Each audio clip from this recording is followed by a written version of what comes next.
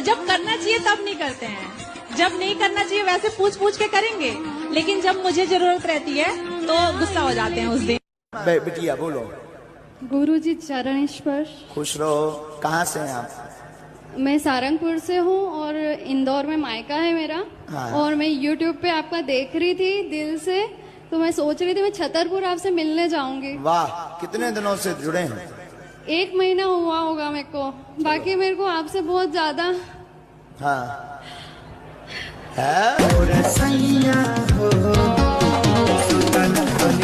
राधे राधे गुरुजी। जी चरण स्पर्श।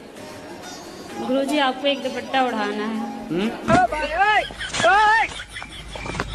दुपट्टा माइक पास में लो। दुपट्टा देना है दुपट्टा देना है, दे दो।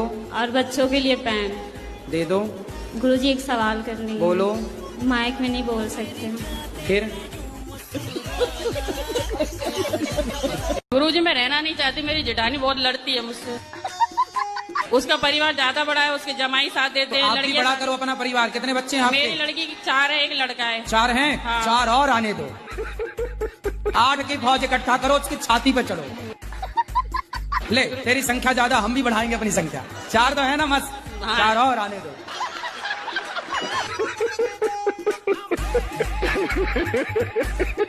जो रावण है ना, वो राम के हाथों क्यों मारा गया? आपको मारने का विचार था क्या?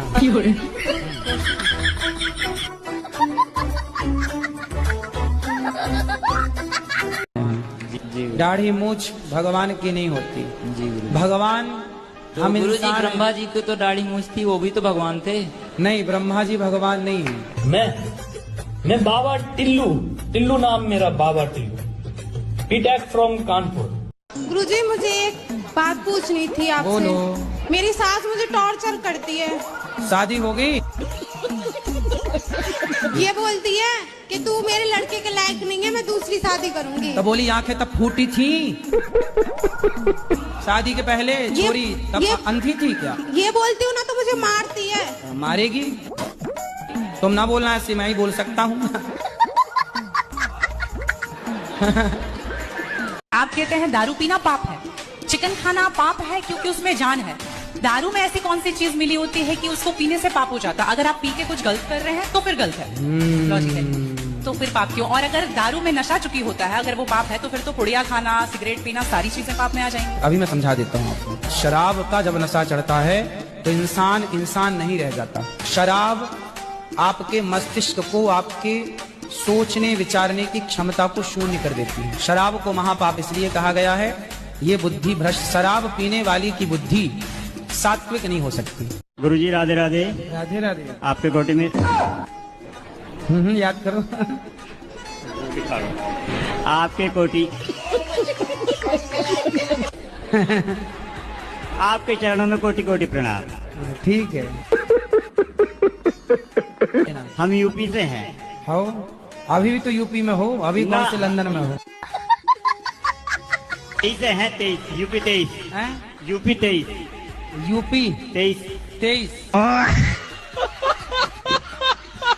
बाबाओं के पास महंगी कार क्यों होती है? कारण जानते हो? क्योंकि उनको कम समय में ज्यादा काम करना है। हमें दिल्ली आज कथा है तो ना तो ट्रेन की वहां टिकट प्राप्त हो सकती है जल्दी, न ट्रेन का साधन होता है। कम समय में ज्यादा दूरी तय करनी है, उसके लिए ये गाड़ी रखनी मजबूरी होती है। लोग कहते हैं गाड़ी में चल रहे हैं बाबा, वही बाबाओं के काम भी तो हैं। तुम्हारी तरफ फ्री बैठे हैं और कर रहे हैं काम, तो गाड़ियां आएंगी। तुम लोग क्या समझा? तुम्हारी तरह निठल्ले बैठे बैठे खाएंगे तो कैसे कुछ आएगा? और अभी तो रुको, बाबा लोगों को हल्के में ले रहे हो आप लोग। सही बात है ना भाई लोग। पूरी जिंदगी आपकी पत्नी, परिवार, 4 लोगों को पालने में जिंदगी गुजरती है, उसी में तुम्हारे चांद के बाल उड़ जाते हैं। तुम तो केवल मुंह चलाओ, संतों को जंगल में रहना चाहिए, संतों को कोई काम नहीं कर। नालायक, काम क्यों नहीं करें? तुम्हारी तरह निठल्ले बैठे रहें। गुटखा बेचने वाले हेलीकॉप्टर में चलें, आपको दिक्कत नहीं है। वो बड़ी बड़ी मर्सिडीज गाड़ियों में चले, उन्हें दिक्कत नहीं है। पर संत लोग, समाज को सही मार्गदर्शन देने वाला यदि मर्सिडीज में चल रहा है तो लोगों के पेट में दर्द होने लग जाता है। बात तो सही है। और संतों को कहते हो आप जंगल जाओ, जंगल जाओ। बताओ, मार्जी कर्ण की पत्नी का